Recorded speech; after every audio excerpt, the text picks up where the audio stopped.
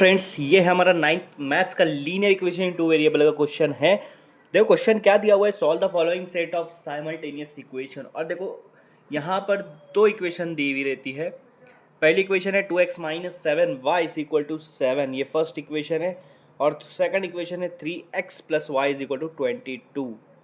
तो आप यहाँ पर देखोगे एक तरफ x वेरिएबल है, y वेरिएबल है, और दूसरी तरफ सिर्फ नंबर्स है, कांस्टेंट नंबर। ऐसे क्वेश्चन को दो रूल से सॉल्व किया जाता है। ये दो रूल सेटिस्फाई करना है तब जाके क्वेश्चन सॉल्व होता है। तो पहला रूल ये होता है कि यहाँ पर देखो वेरिएबल कौन सा है, यहाँ पर दो वेरिएबल है x और y। तो कोई भी एक वेरिएबल लो, या तो x या तो y, और उसके साथ जो नंबर है जिसको हम लोग कोएफिशिएंट कहते हैं उसको सेम कर दो। अभी जैसे x वेरिएबल है, एक जगह नंबर 2 है, एक जगह 3 है, इन दोनों को सेम करना है, सेम नंबर होना चाहिए दोनों। या y के वेरिएबल सेम करो, एक जगह 7 है और एक जगह कुछ नहीं है, मतलब 1 है।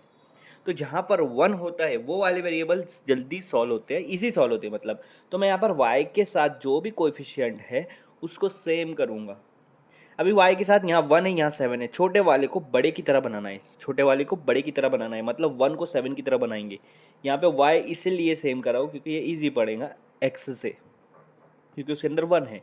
अब जहाँ 1 है, 1 को किसकी तरह बनाना है, 7 की तरह, तब जाके सेम होगा। तो 1, ये वाले पूरी इक्वेशन को 7 से मल्टीप्लाई कर दो, ये वाली पूरी इक्वेशन को, ये पूरी इक्वेशन को 7 से मल्टीप्लाई कर दो, ठीक है। पहली इक्वेशन में कोई चेंजेस नहीं होगा, उसको वैसे के वैसे लिखना है। दूसरी इक्वेशन में सबको 7 से मल्टीप्लाई कर दो, 3 7 ज़ा 21x प्लस 1 7 ज़ा 7y is equal to 22 multiply by 7, 7 10 ज़ा 70, 140 और 154।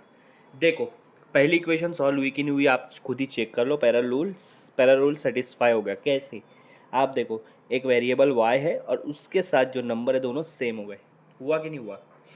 ठीक है, अब सेकंड रूल की तरफ बढ़ते। सेकंड रूल ये होता है कि जो वेरिएबल सेम हो गए उनकी जो साइन है वो अलग अलग होनी चाहिए।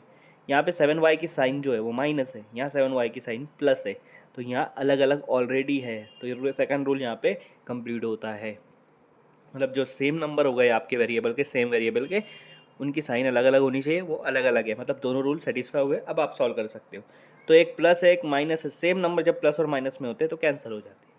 इसको बोलते हैं एलिमिनेशन रिएक्शन। आपने एक को एलिमिनेट कर दिया, अब आपके पास एक ही वेरिएबल बचा है यहाँ पे।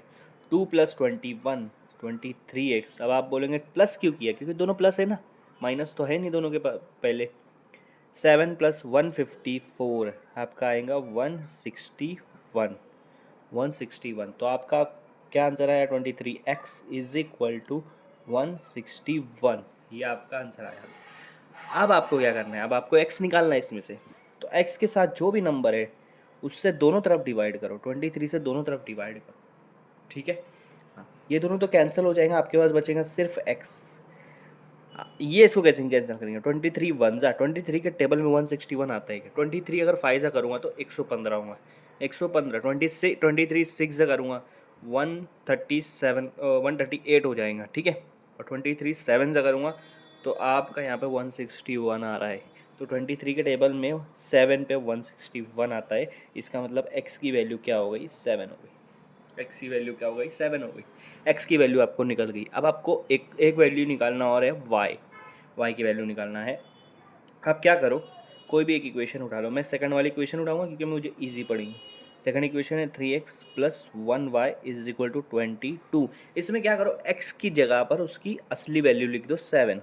यहाँ पे x की जगह पे मैं लिख दूंगा 7, ये 1y वैसे के वैसे रहेगा। अगर आप 1 नहीं भी लिखते हैं तो भी चलता है, सिर्फ y को भी 1y ही कहेंगे।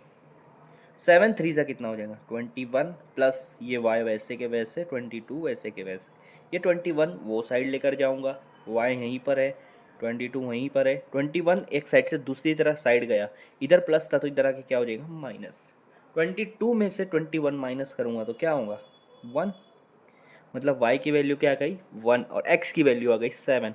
तो फाइनल आंसर आप अगर आप लिखोगे x, y क्या आ रहा है आपके? x क्या है? 7, 1। पहले आप x की वैल्यू लिखेंगे फिर y की वैल्यू, ये आपका फाइनल आंसर है।